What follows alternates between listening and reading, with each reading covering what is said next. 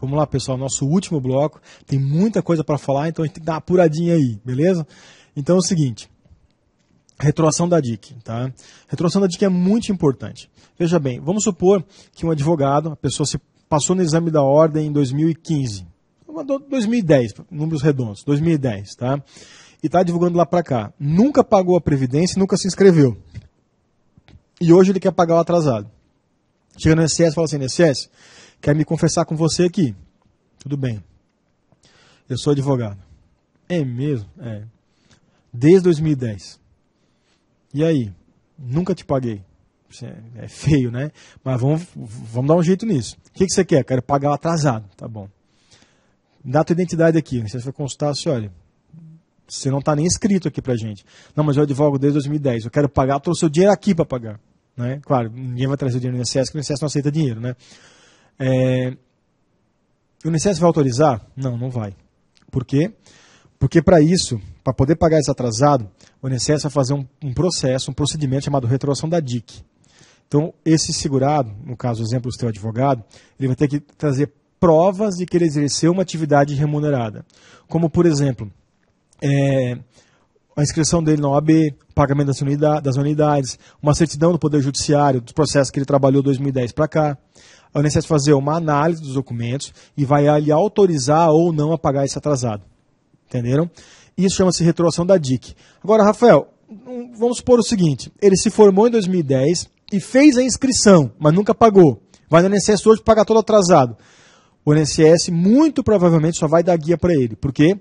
Porque com a inscrição existe uma presunção relativa, não absoluta, relativa, de que a partir da inscrição ele está exercendo uma atividade remunerada como advogado. Ok? Então, retroação da DIC, muito importante. Tá certo? Temos a empregada doméstica, que teve a sua vida regularizada com a Lei Complementar 150/2015, passando então a ter seus recolhimentos presumidos, ok? E aqui nós temos inclusive uma adesão do CRPS antes da Lei Complementar 150/2015, aplicando o enunciado 18 do CRPS. Qual é o enunciado 18, Rafael? Não se indefere benefício sob o argumento de falta de recolhimento de contribuição previdenciária, quando esta for obrigação do empregador. Ok? E também temos as questões relacionadas ao segurado especial sob o aspecto de filiação. Sobre o segurado especial, eu quero trazer uns dispositivos muito bacanas que tem nessa normativa, tá? Lá pelo artigo 39. Onde inicio dizendo que é irrelevante a terminologia utilizada para caracterizar um segurado especial, sendo necessário tão somente que se comprove o labor do exercício da atividade rural, seja em regime de economia familiar ou individual. Ok? A mulher, que além das tarefas domésticas também exerce atividade rural, pode, inclusive, é considerado segurado especial, inclusive pode se aproveitar das provas materiais em nome do seu cônjuge, certo? Que, na dúvida, pode ser corroborado por meio de pesquisa em loco ou de oitiva de testemunha, que é um procedimento que na Previdência chama-se de justificação administrativa. Tá? O parecer 231/2012 da PFE, ele reconhece algo que, pelo que vemos acompanhando no Poder Judiciário, não vem acontecendo muito, que é o quê? O reconhecimento de dois regimes de economia para fins de tempo, para fins de caracterização de segurado especial, que é o regime de economia familiar e individual. Quando a pessoa exerce atividade sozinho na agricultura, o regime de economia é individual. Quando a pessoa exerce atividade com a família, é o regime de economia familiar, ok? Lembrando que, na forma do enunciado, inclusive 7º da PFE, o fato do próprio segurado especial desenvolver uma atividade secundária urbana, por si só, não é fato que descaracterize a atividade rural. Não entendi esse enunciado, Rafael. É importante, eu explico. Vamos supor o seguinte, um segurado vai requerer uma aposentadoria por idade rural, ok? A vida inteira trabalha na agricultura. Mas se verifica que 2 vezes por semana, à noite, essa pessoa trabalha como vigia noturno numa empresa, prestador de serviço, remunerado. Nesse caso, entendo eu, que se aplica o enunciado 7º da PFE.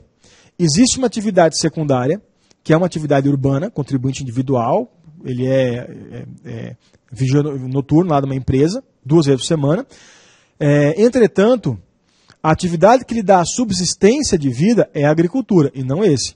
O que se pesa? Se pesa o seguinte: se ele parar de trabalhar na agricultura e continuar fazendo 2 vezes por noite, lá como vigia noturno, ele vai morrer de fome? Vai. Agora, se ele parar de ser vigia noturno 2 vezes por semana e continuar na agricultura, ele vai morrer de fome? Não. Então, qual é a atividade principal dele? É a agricultura. Certo? Assim sendo, entendo eu, por conta do enunciado 7º da PFE, não se descaracterizaria a atividade rural. Tá legal? Ainda, sobre o segurado especial, se fala muito a respeito daqueles segurados que, durante uma época de sua vida, abrem uma mercearia, um bar, ok? E como tudo na agricultura é muito simples, quando não dá certo, ele simplesmente fecha a porta, não fecha a empresa. Só que fica registrado no sistema da Previdência uma inscrição dele como empresário. E quando essa pessoa vai requerer um benefício de aposentadoria por idade rural, o INSS acaba descaracterizando a atividade rural a partir da inscrição que ele tem como empresário, ok?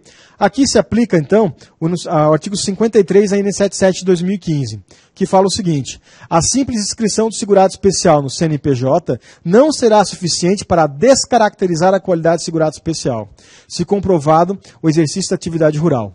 Então, marquem esse dispositivo, pois não é tão incomum que se apareça um caso desse junto ao processo administrativo. Sobre os segurados facultativos, o que a gente pode trazer? Bem, primeiro, vocês bem sabem, segurado que tem regime próprio de previdência não pode pagar o regime geral na condição de segurado facultativo. Lembrando que essa proibição veio com a emenda constitucional número 20 de 98, ok? Temos 2 situações bem bacanas a respeito do processo administrativo, que é a possibilidade do facultativo, que é a possibilidade de convalidação das contribuições e do pagamento em atraso, ok? Como uma exceção à regra que não pode. Veja bem, Manfredino faleceu em 11 de dezembro de 2014, tá? Manfredino era casado com Marisbelda.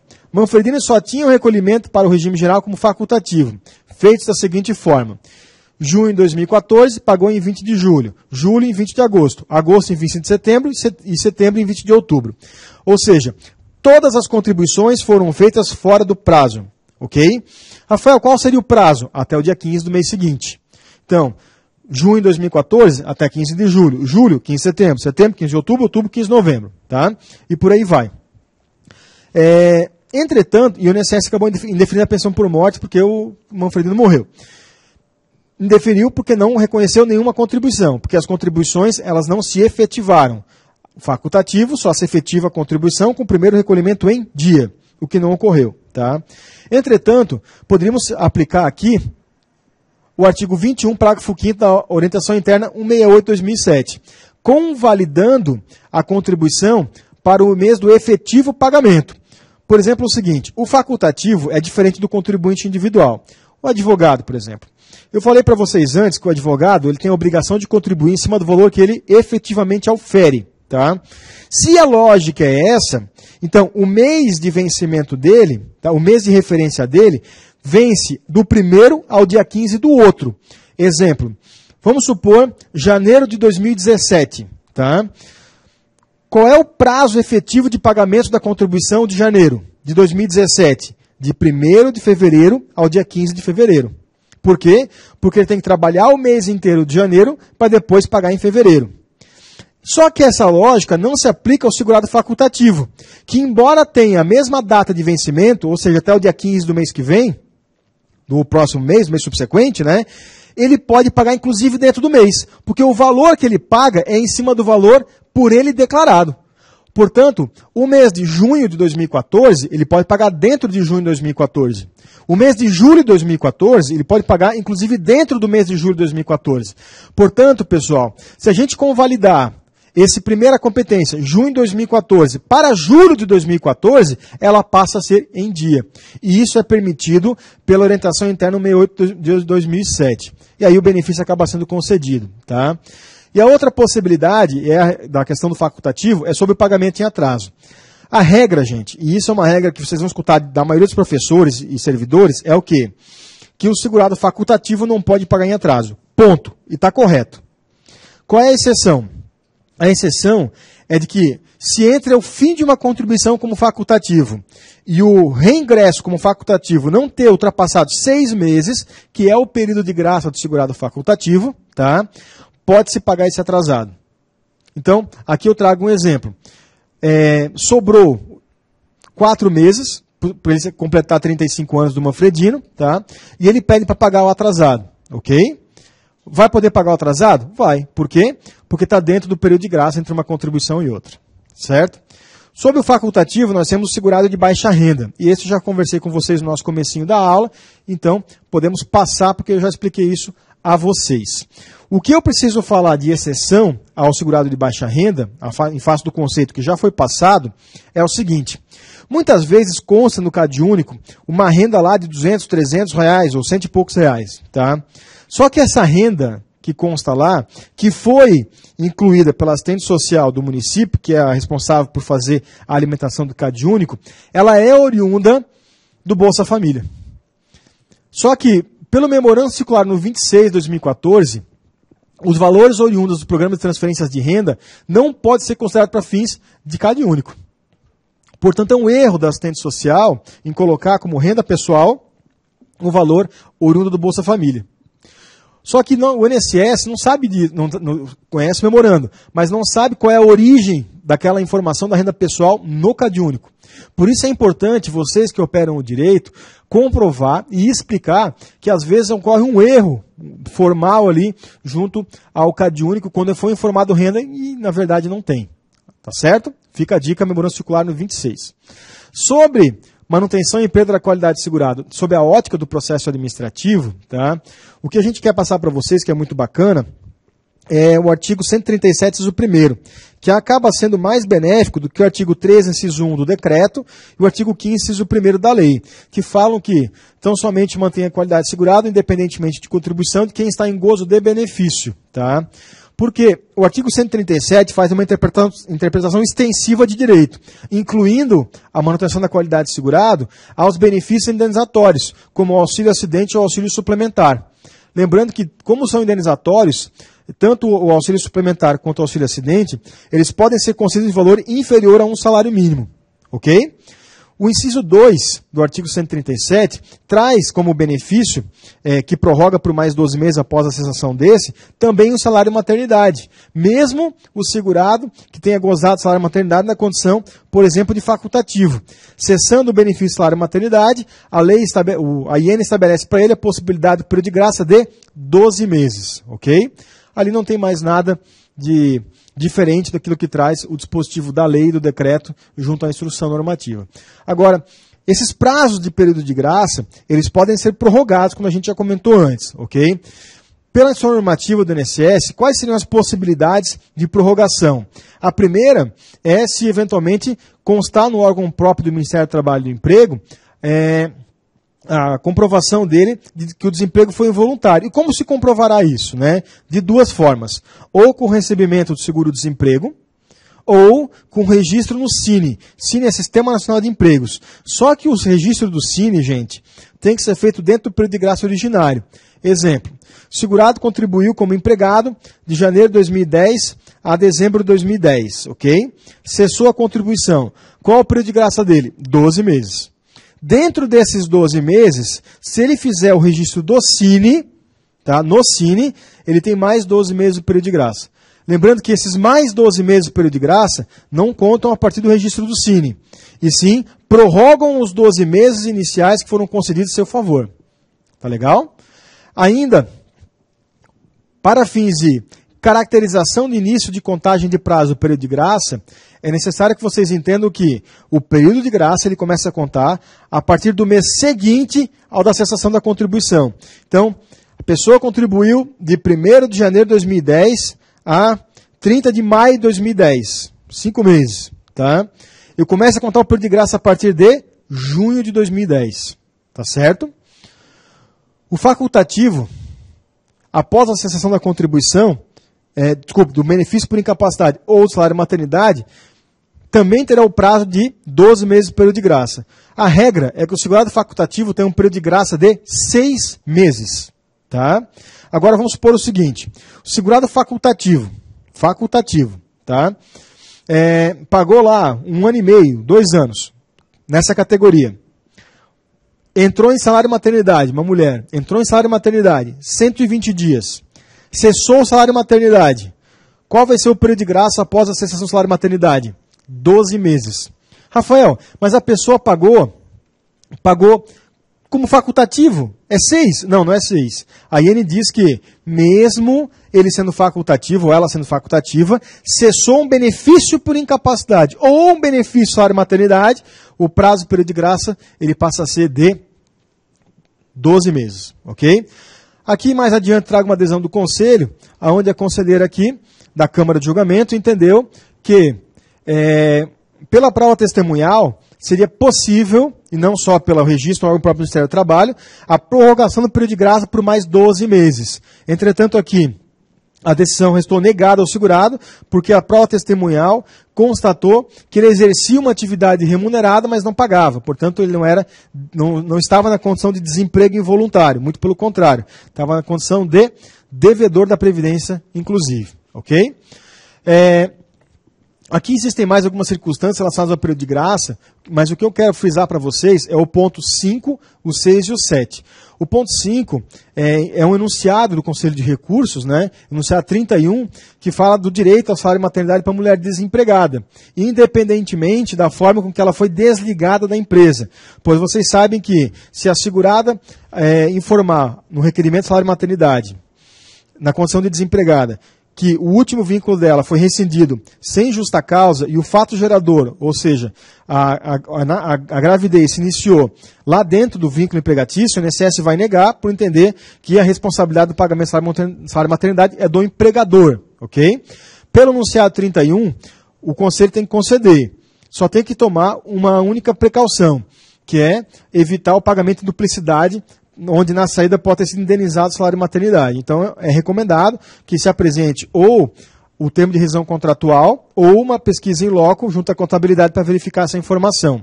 A súmula 26 e o enunciado 3 da PFE é aquela questão da manutenção da qualidade de segurado quando não o segurado esteja em benefício, como eu falei antes, e sim que tem um fato gerador de incapacidade dentro do período de graça que geraria a concessão do benefício.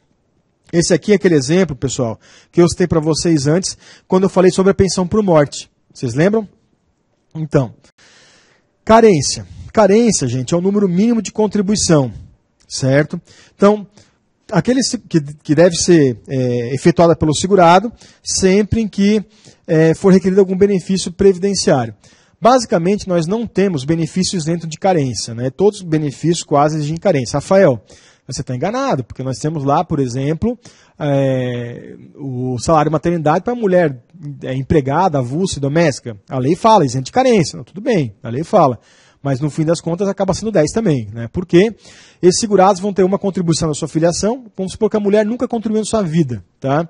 Hoje se vincula à Previdência. Se vinculou hoje à Previdência, uma contribuição. O filho vai nascer na segunda-feira da semana que vem. Beleza. O salário de maternidade é o único benefício que durante a percepção dele é a contribuição previdenciária, por isso que ele inclusive conta para carência. Então, no mínimo são 4 contribuições, com mais uma da filiação, 5. O que o ADCT da Constituição lá prevê para a mulher que retorna da gravidez? A estabilidade de quanto tempo? 5 meses. 5 mais 5, 10. Qual é a carência da mulher contribuinte individual? 10 também. Entendeu? Agora, a sacada da carência, gente, tá? É o quê? Saber contar ela, ok? Então é o seguinte, como é que conta a carência? Depende do segurado. Qual é a regra? A regra para o segurado empregado e o trabalhador avulso, e agora o empregado doméstico, a carência, ela é presumida, tá? Joana foi numa agência do INSS verificar se a empresa está contribuindo. O servidor fala o seguinte para ela: tenho 2 notícias para dar para ti, a boa e uma ruim. Qual você quer primeiro? Não, eu quero a ruim. Vamos se preparar para a coisa ruim primeiro. Não, a ruim é que a tua empresa não está pagando nada, não. Meu Deus! Não, mas tem a boa. A boa é que isso é irrelevante. Por quê? Porque as suas contribuições como empregada são presumidas. Tranquilo. É mesmo? É mesmo. Isso se aplica a empregada, avulsa, segurado, empregada doméstica. Também. Legal? E a contribuinte individual prestadora de serviço também desde 2003. Tá? Agora, o que ocorre? Vocês têm que saber a diferença de tempo e de carência. Por isso que eu falei que a carência conta de um jeito para determinado tipo de segurado. Tudo que conta para carência conta para tempo, mas nem tudo que conta para tempo conta para carência. É mesmo? É mesmo. Veja bem, vamos supor que um segurado queira pagar, nunca pagou na sua vida, previdência, nada, e queira pagar um período de 92 a 94, como autônomo, advogado. Comprova a atividade, a introdução da DIC, beleza. Pagou esse período, vai contar para tempo, na aposentadoria dele? Vai. Mas vai contar para carência? Não. Por quê? Porque a regra é que a carência é a partir do contribuinte individual autônomo da primeira em dia, salvo o prestador de serviço que ele é presumido. Tá? E aí, não vale de nada? Vale para tempo. Vamos lá. Uma pessoa, e aí eu quero fazer uma pergunta para você que está ouvindo a gente. Uma pessoa empresária. Foi empresário de 70 a 85. Tá bom? 70 a 85. Ou de 80 a 90. De 70 a 85. Tá? Nunca pagou a previdência. Homem, hoje tem 60 anos de idade. Chega para você e fala assim: doutora, eu quero começar a pagar a previdência. Eu nunca paguei. Eu quero me aposentar. Milagre não faz, né? Não, mas eu fui empresário de 70 a 85. Tá aqui, ó. Eu quero pagar esse atrasado aqui. Pode? Pode. Se comprovar atividade remunerada, pode. Aí talvez alguns de vocês nem pagam. Por quê? Porque o segurado que paga em atraso não vai contar para a carência. A carência são 180 contribuições. Perdeu um cliente. Por quê? Vejam o artigo 146 da IN 77 de 2015. Essa tabela aqui, ela ensina a gente a fazer o cálculo, a partir de quando que a carência tem que ser começada tem que começar a ser computada. Olhem o empresário ali na terceira linha. Tá?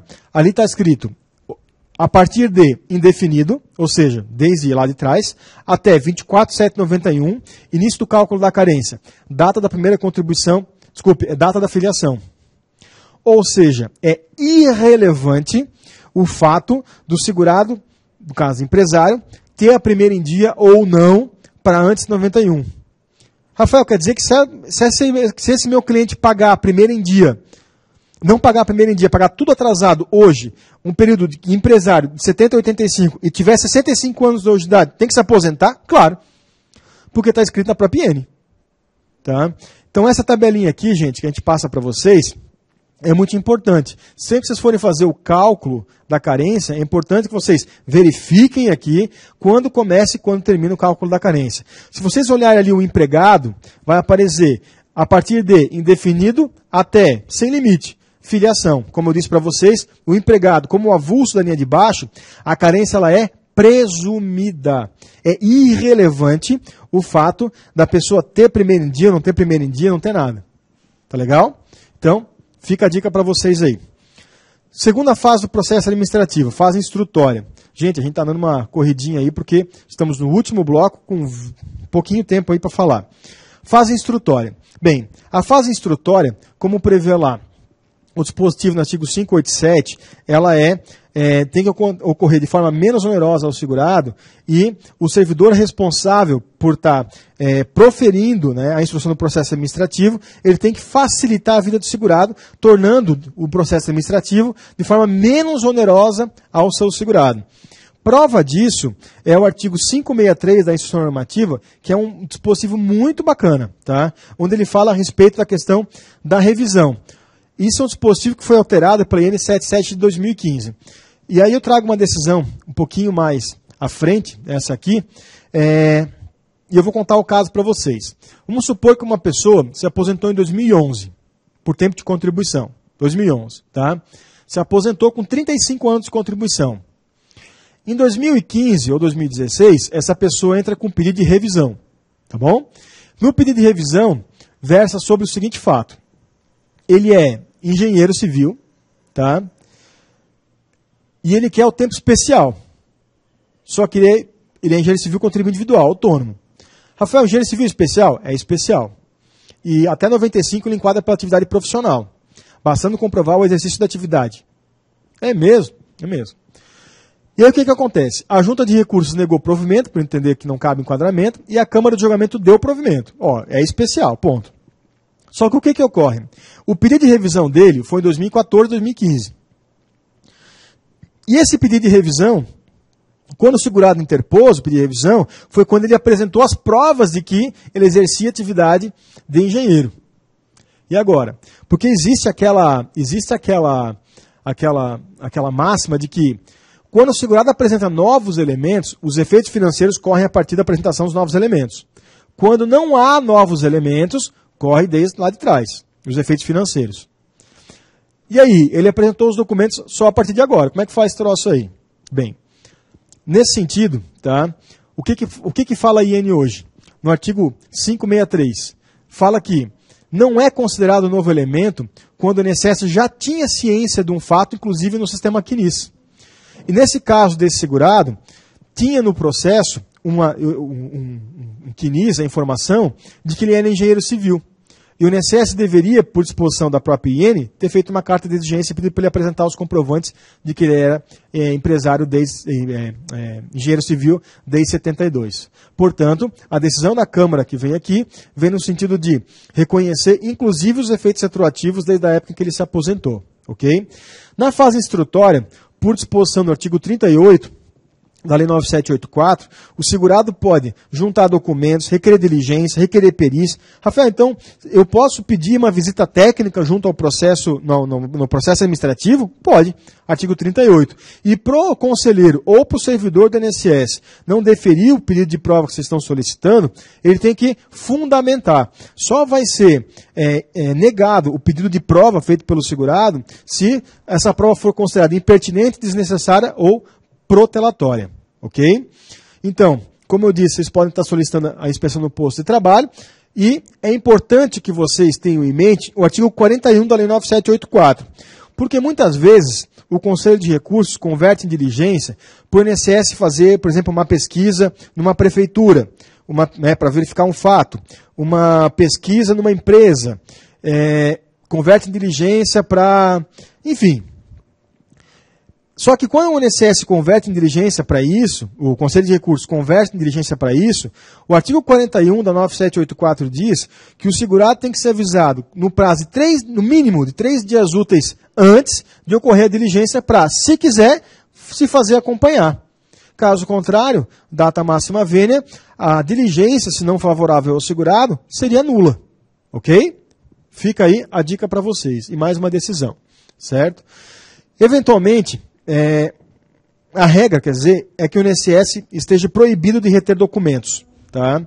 Entretanto, se for necessária a retenção de algum documento, por uma suspeita de fraude, por exemplo, poderá se reter pelo prazo de 5 dias.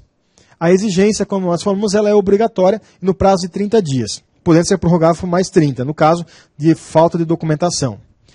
O INSS utiliza, na instrução de seus processos administrativos, alguns sistemas para atualizar os dados, vínculos e remunerações dos segurados. Então nós temos o CNIS, que é o Cadastro Nacional de Informações Sociais, que é um sistema nacional, que nos traz informações de vínculos e remunerações dos segurados do RGPS.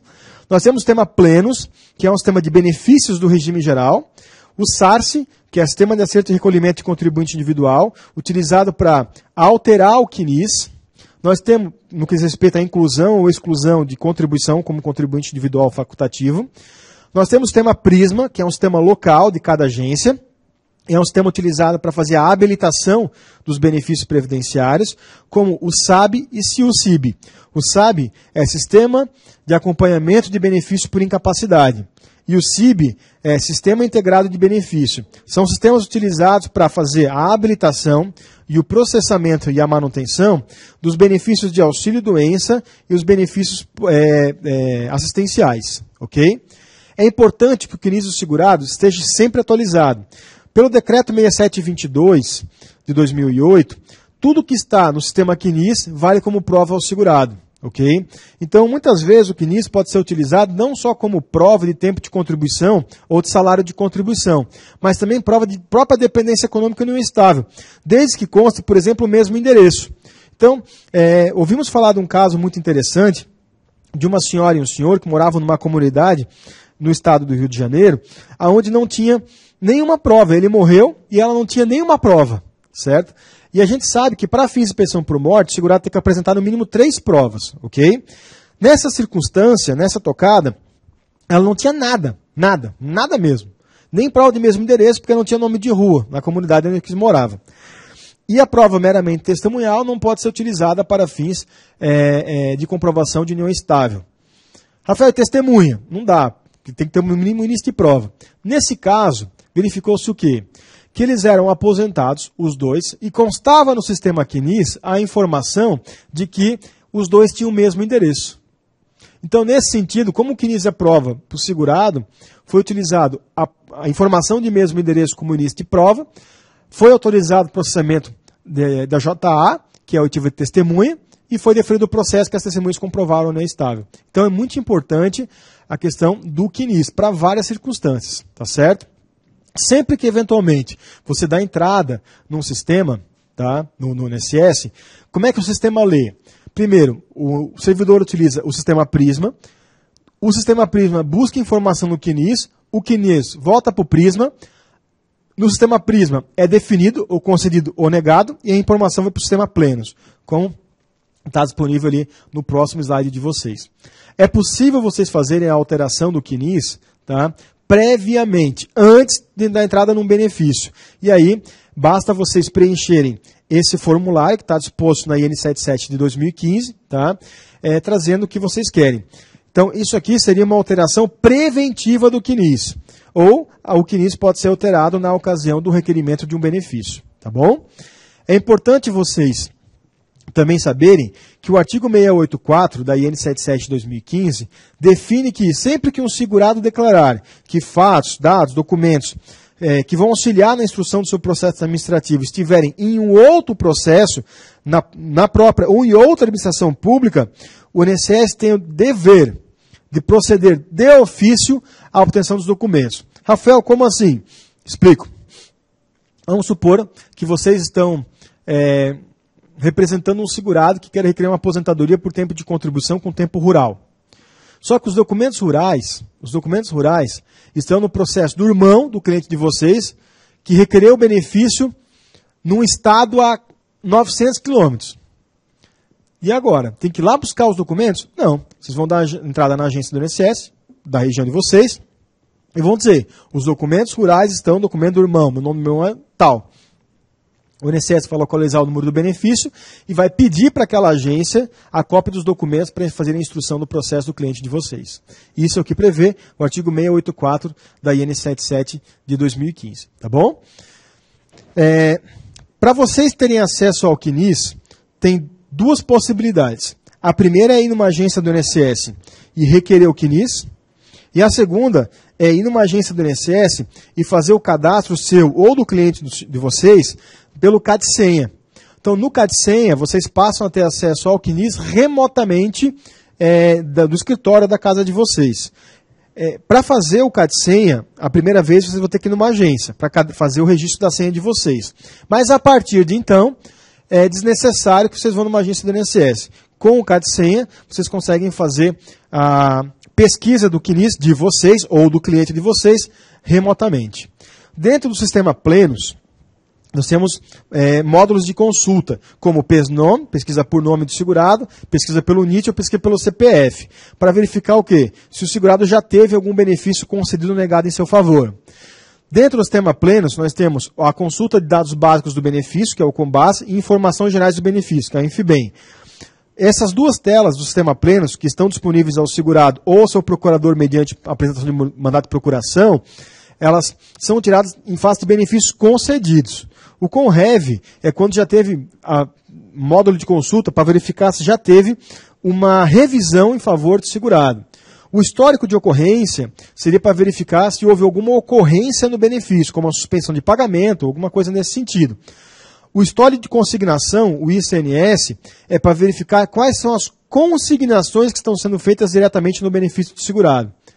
Dentro do COMBAS do INFIBEM, essas são as informações que vocês conseguem tirar dessas telas do sistema. Então, aonde o benefício foi concedido, onde ele é mantido, qual é o salário de benefício, a renda mensal inicial, se o benefício está ativo, suspenso ou cessado, a mensalidade reajustada, dá para retirar lá qual foi o despacho do benefício, se ele foi concedido por decisão normal, por ação judicial, por decisão recursal, e o tempo de contribuição também no caso do COMBAS, ok?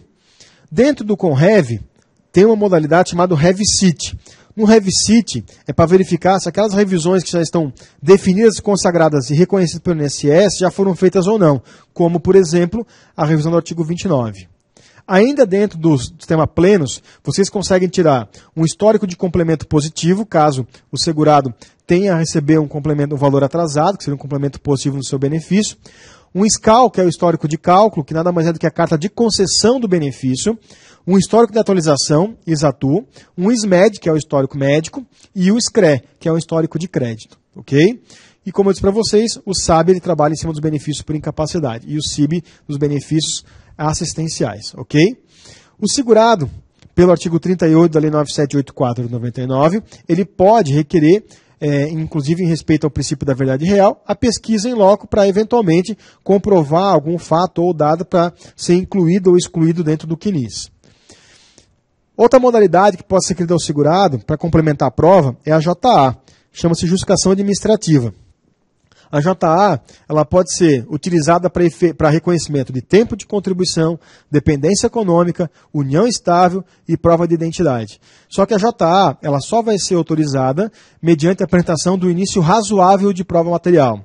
Sabe-se, por exemplo, que para a prova de união estável e dependência econômica, o segurado tem que ter, no mínimo, 3 provas. Isso está previsto no artigo 22, parágrafo 3º do Decreto 3.048. Ok?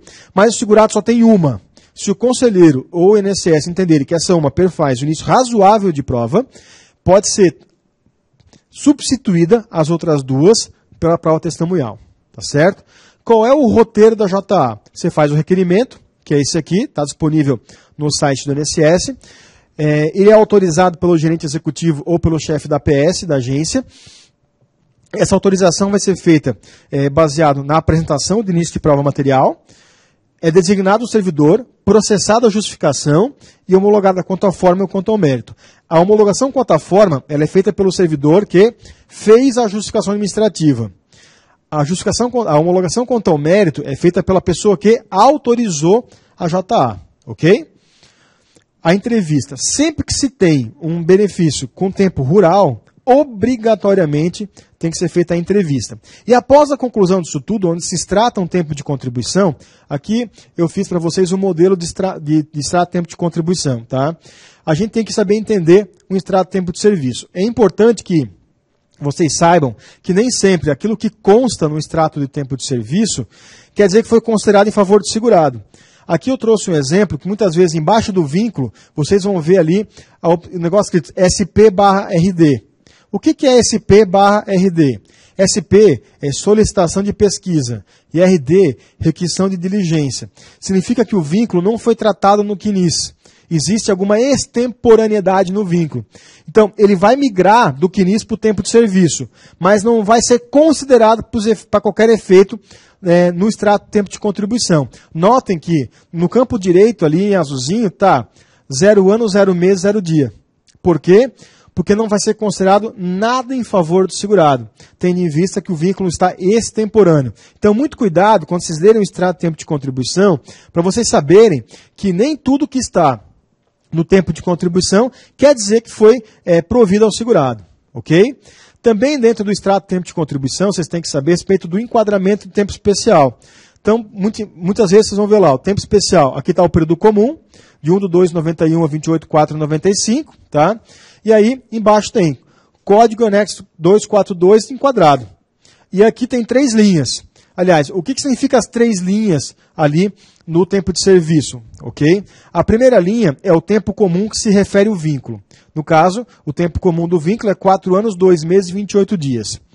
A segunda linha é o tempo comum considerado em favor do segurado no vínculo.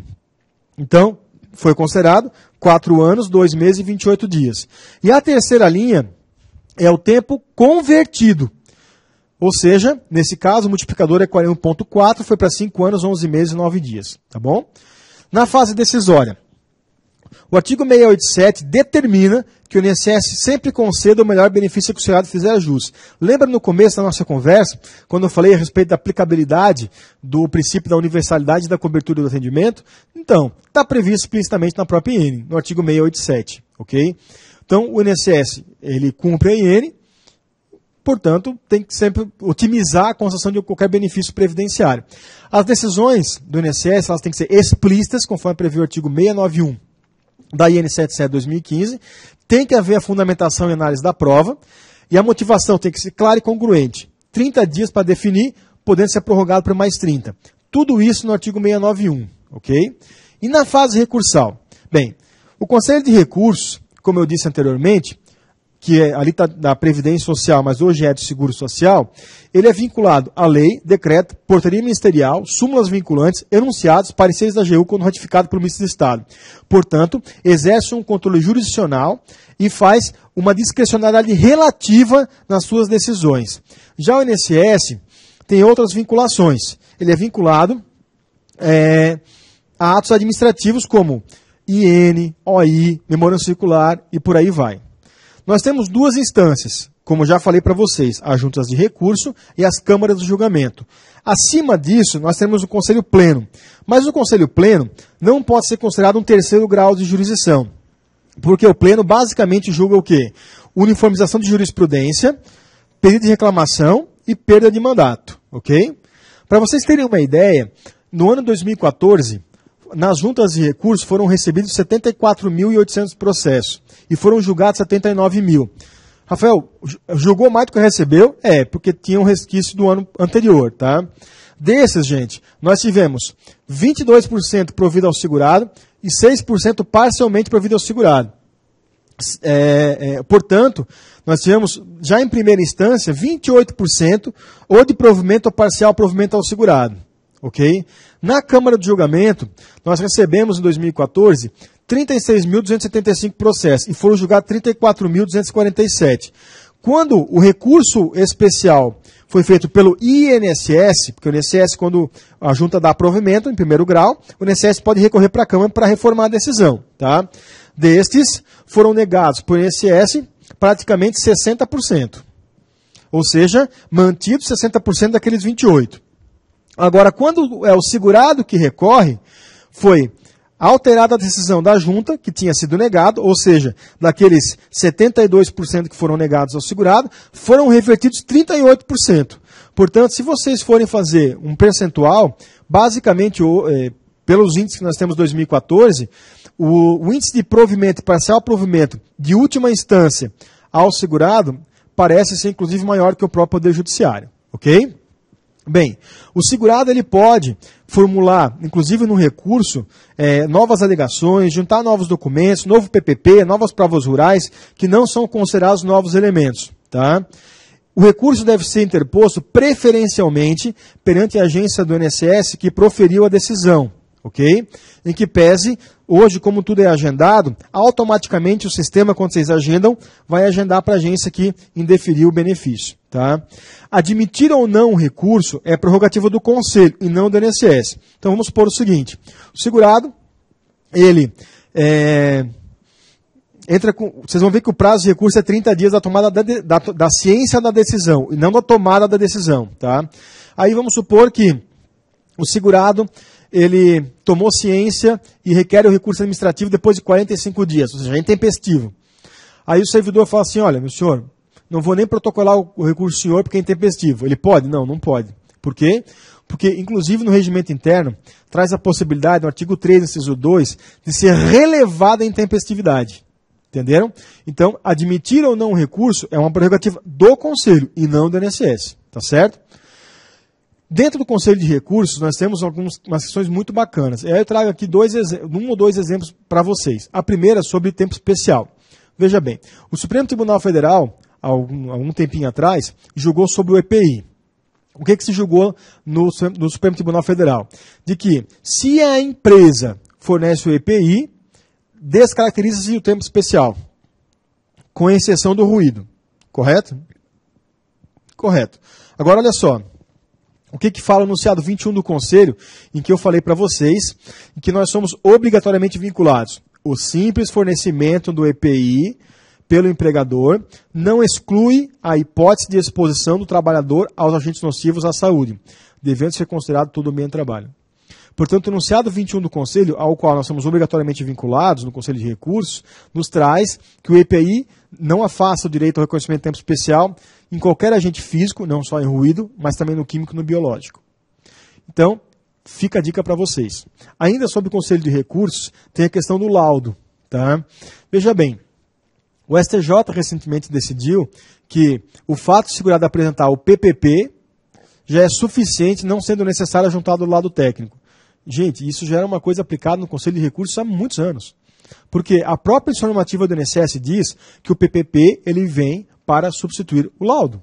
Então, não tem porquê você exigir o PPP, onde as informações da profissografia foram tiradas do laudo, e o próprio laudo. Salvo se você entender que o PPP foi preenchido incorretamente. Então teria que ter uma justificativa para solicitar a juntada do laudo. Né? Então o que o STJ decidiu recentemente não é nenhuma inovação, é algo que o próprio INSS e o Conselho de Recursos já vinham aplicando já há muito tempo. Ok? Ainda nós temos a questão dos benefícios por incapacidade. Então dentro dos benefícios por incapacidade, nós temos aqui que hoje os conselheiros, né, vinham julgando a incapacidade e não vinham sendo vinculados às decisões médico-periciais do INSS. Entretanto, pessoal, recentemente os médicos da assessoria técnica médica retornaram ao Conselho de Recursos e hoje, antes da tomada da decisão, os recursos oriundos de benefício por incapacidade estão sendo encaminhados à ATM para fazer ATM, Assessoria Técnica Médica, para fazer uma análise técnica a respeito dos documentos que são juntados pelo segurado para fins de comprovação de incapacidade ou não, ok? Bem, aqui eu trago para vocês aonde vocês vão fazer as consultas processuais de vocês. Notem o endereço recursos.previdencia.gov.br. O primeiro quadro, onde está escrito acesso ao sistema, ele é o quadro para o conselheiro. Tá? O segundo é direcionado ao advogado, que está em construção, praticamente pronto, para vocês poderem protocolar o recurso pelo certificado digital. Okay? E o terceiro é o módulo de consulta processual. Então, vocês interporam um recurso, vocês querem saber o andamento do recurso. É nesse terceiro lugarzinho ali que vocês vão para acompanhar o recurso de vocês. Tá? Sempre que a junta de recurso profere uma decisão favorável ao segurado, o INSS só pode recorrer quando a decisão contrariar os dispositivos que estão previstos no artigo 16 da Portaria 548 de 2011. E isso é importante que vocês gravem, inclusive sob pena de não conhecimento do recurso do INSS. O prazo para interposição de recursos é 30 dias da ciência e não da tomada da decisão, que são coisas diferentes. Tá? Interpondo um recurso ordinário, o INSS tem 30 dias para contrarrazoar. Se o INSS interpôs um recurso especial, que é o recurso direcionado à Câmara de Julgamento, aí é o segurado que tem 30 dias para fazer as contrarrazões. E, pessoal, façam 10 asterísticos agora. Tá? Cabe sustentação oral, inclusive por videoconferência. Tá? Por favor, não esqueçam que a sustentação oral ela é de suma importância na hora da sessão de julgamento. Ok? Sempre que o recurso, então, for interposto pelo próprio segurado, o conselheiro vai olhar o processo inteiro. Quando for por advogado, só o que o advogado pedir. A partir do momento em que se interpôs uma ação judicial paralelamente ao recurso administrativo, a lei fala no artigo 126 que se emana na renúncia automática de recorrer na esfera administrativa. Ok? Sempre que o Conselho determinar que o INSS cumpra uma diligência, o prazo é de 30 dias, podendo ser prorrogado por mais 30. Ok? O julgamento tem que ser feito em 30 ou no máximo 60 dias, como a gente já falou quando eu falei sobre a duração razoável do processo. Quais são as possíveis decisões que vão emanar das câmaras e das juntas de recurso? Bem, ou conversão em diligência, prazo 30 dias, ou de não conhecimento de recurso, conhecimento e não provimento, conhecimento e parcial provimento, conhecimento e provimento, ou anulação ou extinção. Quando eu falo nas razões de não conhecimento de recurso, traz o artigo 54, como, por exemplo, a intempestividade, legitimidade, renúncia por utilizar a via judicial, desistência voluntária, qualquer outro motivo ou preclusão processual. As decisões do Conselho de Recursos, elas são averbatórias, como prevê o artigo 550 da IN 77 de 2015, e em caso de revisão de acórdão, que ocasionar no não reconhecimento do direito do benefício, não é possível a cobrança desses valores recebidos por parte do INSS. E finalizando, o tempo está esgotando aqui, Cabe embargos de declaração no prazo de 30 dias, no caso de omissão, ambiguidade, obscuridade lá, ou contradição. É possível que seja feita uma correção por erro material, bem como também é possível ou necessário que se faça uma revisão de ofício no caso de violação daquelas normas ao qual o conselheiro obrigatoriamente é vinculado. E para acabar mesmo, tá aqui no último slide para vocês, um link onde vocês fazem a consulta de jurisprudência do Conselho de Recursos. Tá ali embaixo qual é o linkzinho que vocês copiam e colam e funciona certinho. Ok? Gente, foi muito corrido esse último bloco porque é muita informação. Tentei trazer o máximo de coisa possível. Queria agradecer mais uma vez ao professor Teodoro pelo convite feito. Agradecer ao Damásio pela confiança que depositada nesses anos na gente. E dizer que a gente está de pé à ordem porque vocês precisarem. E nos contatem pelo Facebook. Rafael Schmidt Valdrich. Estamos lá. Um abraço para vocês. Fiquem com Deus, pessoal. Tudo de bom.